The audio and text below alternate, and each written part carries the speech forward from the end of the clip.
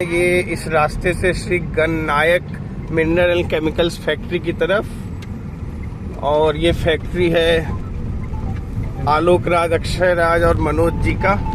और हम इस तरफ प्रस्थान कर चुके हैं। ये मेन सड़क से ये रास्ता अंदर की तरफ जा रहा है। यहाँ पे लाइम का उत्पादन होता है और ऑल इंडिया यहाँ से जो है माल भेजा जाता है, और इसका इस्तेमाल जो है बहुत सारे इंडस्ट्री में होता है। ऐसे आम भाषा में इसे चूना भी बोलते हैं, लेकिन चूना सिर्फ कहने के लिए इसका इस्तेमाल जो है बहुत सारे कैल्शियम भी बोलते हैं, जैसा कि भैया जी ने बताया। और ये फैक्ट्री जोधपुर से लगभग 100 किलोमीटर दूर, ये कौन से डिस्ट्रिक्ट में आता है अक्षय? नागौर डिस्ट्रिक्ट में ही आता है। ये जगह का नाम क्या है? खेमसर प्रेम नगर में ये फैक्ट्री है। और आप देखिए फैक्ट्री में चिमनी भी है और उसको फिर पकाया जाता है एक स्पेशल टेम्परेचर पर। कोयले का भी इसमें इस्तेमाल होता है, इसीलिए कोयले का खास। ये देखिए Shri Gananayak mineral and chemicals Prem Nagar Nagaur, factory का नाम यहाँ पर लिखा हुआ है। और हम फैक्ट्री में प्रवेश कर चुके हैं। हम आपको एक एक चीज समझाएंगे कि कैसे यहाँ पर उत्पादन होता है और इसका इस्तेमाल कौन कौन से इंडस्ट्री में होता है। ऑल इंडिया सप्लाई यहाँ से किया जाता है, चाहे राजस्थान तो होम स्टेट है, उसके अलावा जो है दिल्ली, पंजाब, हरियाणा, बिहार, तमिलनाडु, मतलब कश्मीर से लेकर कन्याकुमारी तक और अरुणाचल से लेकर गुजरात तक इसका जो है सप्लाई किया जाता है। और यहाँ पर देखिए फैक्ट्री में एक झंडा लगा हुआ है बालाजी का, और हम पहुंच चुके हैं इस फैक्ट्री में, गणनायक केमिकल्स एंड मिनरल्स। देखिए किस तरह से यहाँ उत्पादन होता है। ये ऑफिस है और ये कांटा है, धर्म कांटा जिसको बोलते हैं। यहाँ पे वजन किया जाता है प्रोडक्ट का।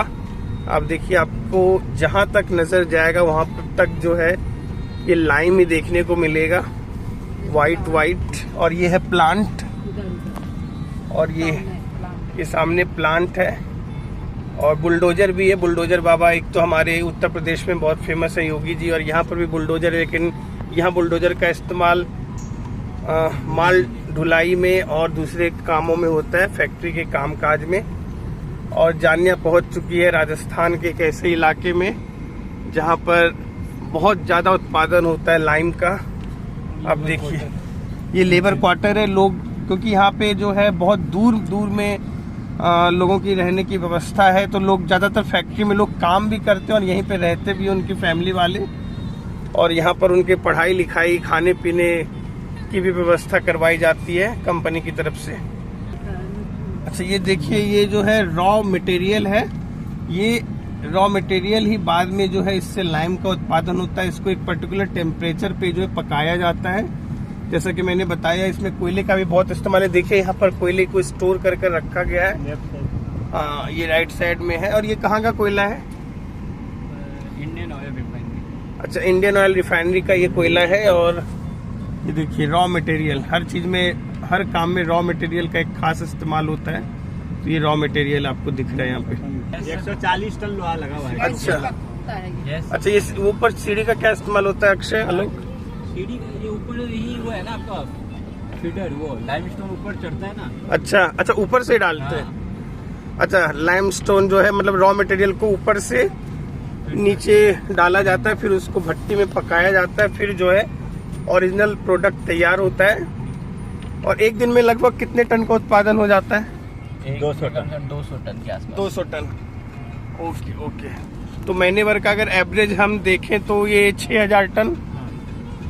ओके, 6000 टन को अगर ट्रक में हम डिवाइड करें तो कितने ट्रक का माल लगभग हो जाता है? 90 से 95।